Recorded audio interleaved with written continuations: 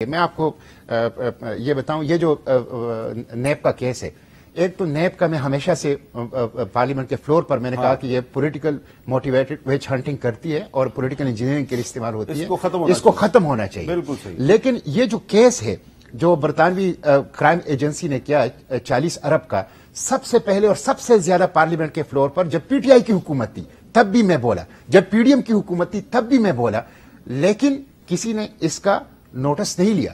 اس میں حامد میر صاحب ایک صرف عمران خان نہیں ہے، پوری کابینہ نے، یعنی سرب مہر لفافہ بغیر دے کے پوری کابینہ منظوری دیتی ہے، پوری کابینہ مجرم ہے، ان کو بھی نامزد کیا جائے. وہ بھی اور حکومت کو چاہیے کہ اس کیس میں بھی، اور اگر برطانیہ نے ان سے 40 ارب روپے لے کے پاکستان بھیجیں کہ ٹیکس پیئر کا پیسہ ہے تو وہاں سے تو انہوں نے سیٹلمنٹ کر لی، یہاں ان کے خلاف انویسٹیگیشن سٹارٹ ہونی چاہیے. لیکن یہ کام یہ نہیں کریں گے، اس لیے کہ نیب جو ہے وہ امپارشل ان بائسڈ کام نہیں کرتی، وہ پولیٹیکل انجینئرنگ کرتی ہے. تو میں سمجھتا ہوں یہ غلط چیز ہے.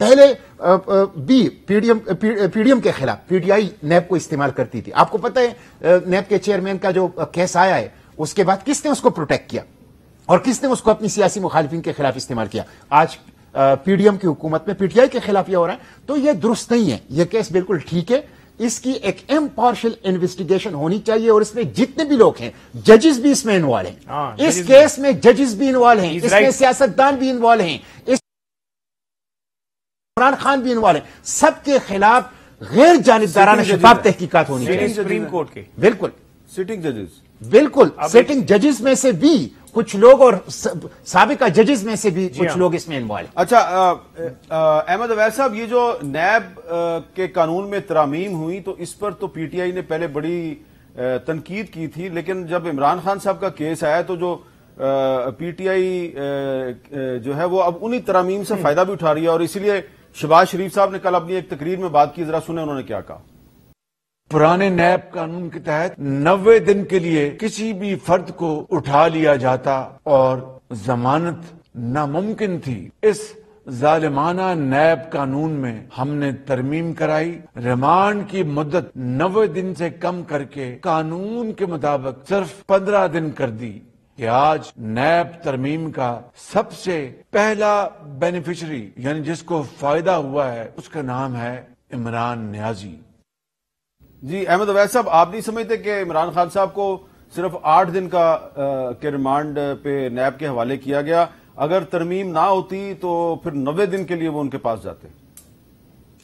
دیکھیے، یہ اس کا تو اس سے پہلے بھی یہ بات ہو رہی تھی. یہ ترمیم جو ریمانڈ کی حد تک ہوئی ہے اچھی بات ہے، لیکن میں ساتھ ہی ساتھ یہ کہوں گا جو ترمیم جس سے آج یہ شہباز اور ان کی فیملی اور یہ لوگ جو ہیں، یہ تمام جو ہارڈن ادروائز کرائم میں ملوث تھے، آج آرام سے بیٹھے ہوئے، وہ یہ ہے کہ ساری دنیا میں وائٹ کالر کرائم یا فائنینشیل کرائم جب ہوتا ہے تو اونرز ٹو پروف جو ہے وہ ایکیوز کے اوپر ہوتا ہے آلویز.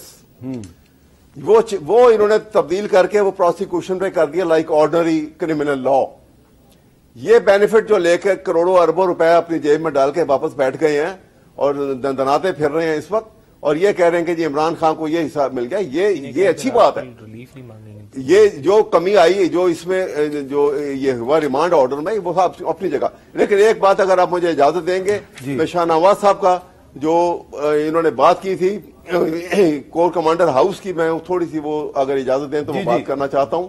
اور وہ یہ بات ہے کہ آپ دیکھیے، پہلی بات تو ہے کہ عمران خان کو جب گرفتار کیا گیا تو انہوں نے آرمی ایکٹ کے اندر کے تحت تو کوئی ایسا جرم نہیں کیا تھا کہ وہ ان کو پاکستان کی فوج کو لے جانا تھا ٹرائل کے لیے ان کو، اور اس لیے فوج آئی تھی ان کو گرفتار کرنے کے لیے. رینجرز کا وہاں آنا اور پولیس کا غائب ہو جانا، یہ صرف اس لیے کیا گیا تھا کہ عوام کے دلوں میں فوج کے خلاف نفرت پیدا ہو کہ دیکھو جی ہمارے لیڈر کو وہ گرفتار اٹھا کے لے گئی یہ فوج. اور اس کے بعد ان کو پتا تھا کہ اس کا ری ایکشن ہوگا. اب وہ پولیس جو ایک قدم آگے نہیں بڑھنے دیتی تھی زمان پاک سے ان کے ورکرز کو، اور وہاں پہ واٹر کینن بھی آ رہی تھی، وہاں پہ 72 گاڑیاں بھی آ رہی تھیں، اور وہاں پہ ٹیئر گیس بھی ہو رہی تھی. कोई पुलिस आपको नजर आई है? पूरे कितने किलोमीटर चल के जो है ये मजमा जो है वो वहां कोर कमांडर हाउस तक गया है, ना कोर कमांडर को बचा के उसके घर के तहफ़्फ़ुज़ के लिए कोई वहां पे गार्ड था, ना पुलिस वहां पे थी।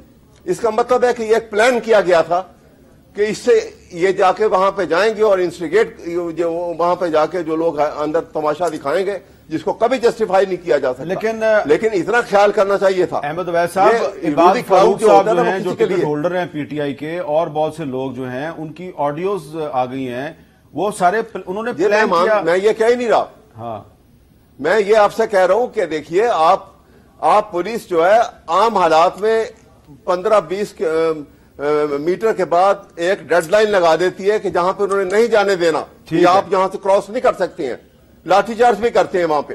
कोई एक बंदा पुलिस का जो है इतने किलोमीटर तक कोई नजर नहीं आया। इसका मतलब है कि वो चाह रहे थे, और कोर कमांडर हाउस को पहले खाली करा लिया गया हुआ था। ये खेल इतना खतरनाक खेला गया है लेकिन कि पाकिस्तान की फौज जो है अवाम की नजरों में उसकी हैसियत को लो डाउन किया गया है, और ये बड़ी बुरी बात है, क्योंकि फौज जो है वो हर मुल्क का जो है वो हीरो होते हैं जी। लेकिन हम अपने हीरोज के साथ ये जो उनके दिलों में नफरत का ये पीडीएम की हुकूमत ने ये प्लान किया था, ये बड़ी खतरनाक गेम खेली गई है। मैं इसको कभी अप्रूव नहीं करूंगा। और चाहिए ये है कि चीफ ऑफ आर्मी स्टाफ को चाहिए कि पाकिस्तान के यहाँ पे पंजाब के आईजी पुलिस के खिलाफ कार्रवाई करें, और अगर वो नहीं करते हैं तो उनको चाहिए कि ये जो केयर टेकर गवर्नमेंट है उसको ये कहें कि इनके खिलाफ कार्रवाई की जाए। ये मुतालबा वैसे chief of the army staff से नहीं करना चाहिए। आप बहुत मंजे हुए कॉन्स्टिट्यूशनल एक्सपर्ट हैं, ये मुतालबा तो हुकूमत से करना चाहिए। आर्मी चीफ से कैसे ये मुतालबा किया जा सकता है?